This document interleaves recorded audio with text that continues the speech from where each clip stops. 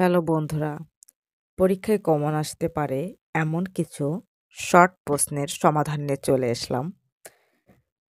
প্রথম অঙ্কটা আছে অপরকৃত ভগ্নাংশে প্রকাশ করো। অপরকৃত ভগ্নাংশ হচ্ছে সেটাই যার হচ্ছে লব হচ্ছে বড় আর হর হচ্ছে ছোট। তো এখানে আছে 2/4 তাহলে অপরকৃত ভগ্নাংশ এখানে আমরা প্রকাশ করব কিভাবে? এখানে আমরা আগে অঙ্কটা পাতিয়ে নিই।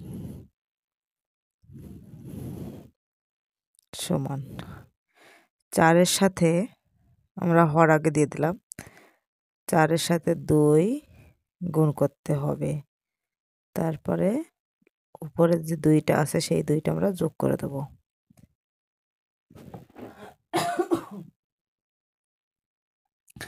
তাহলে উত্তর হয়ে যাবে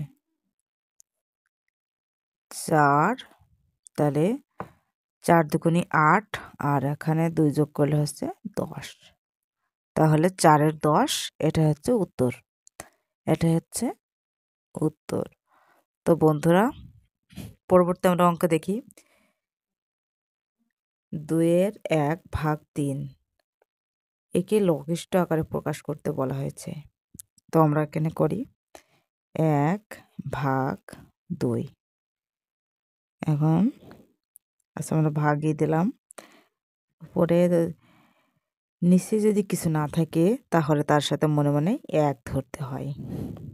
এখন আমরা গুণ দিয়ে আমরা উল্টে দেব। 1/2 গুণ নিচে 3 চলে আসবে, উপরে 1 চলে যাবে। তাহলে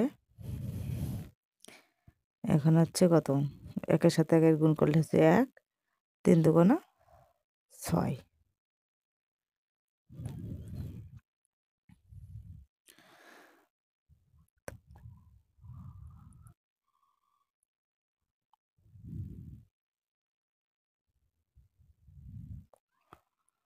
তো বন্ধুরা, এটাই হচ্ছে উত্তর।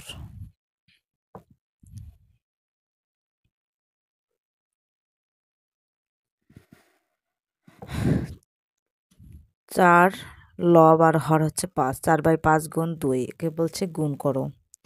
তাহলে 4/5 গুণ নিচে যদি কোনো সংখ্যা না থাকে তাহলে মনে মনে 1 ধরতে হয়। তাহলে আমরা গুণ করব।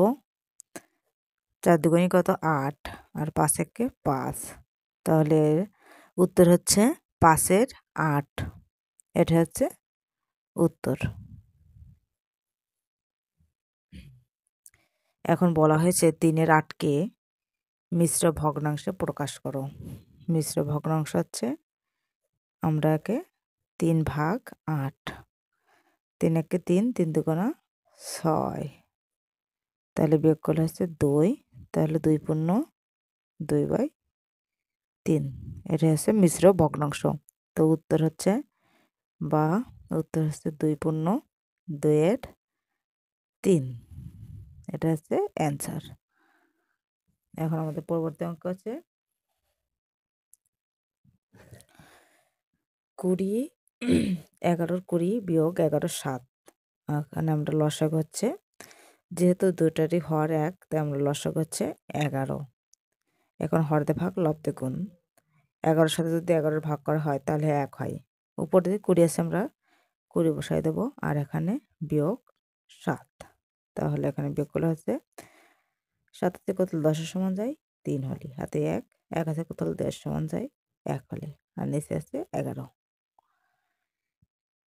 এটা হচ্ছে উত্তর। একে আমরা আবার মিশ্র ভগ্নাংশ প্রকাশ করতে পারি।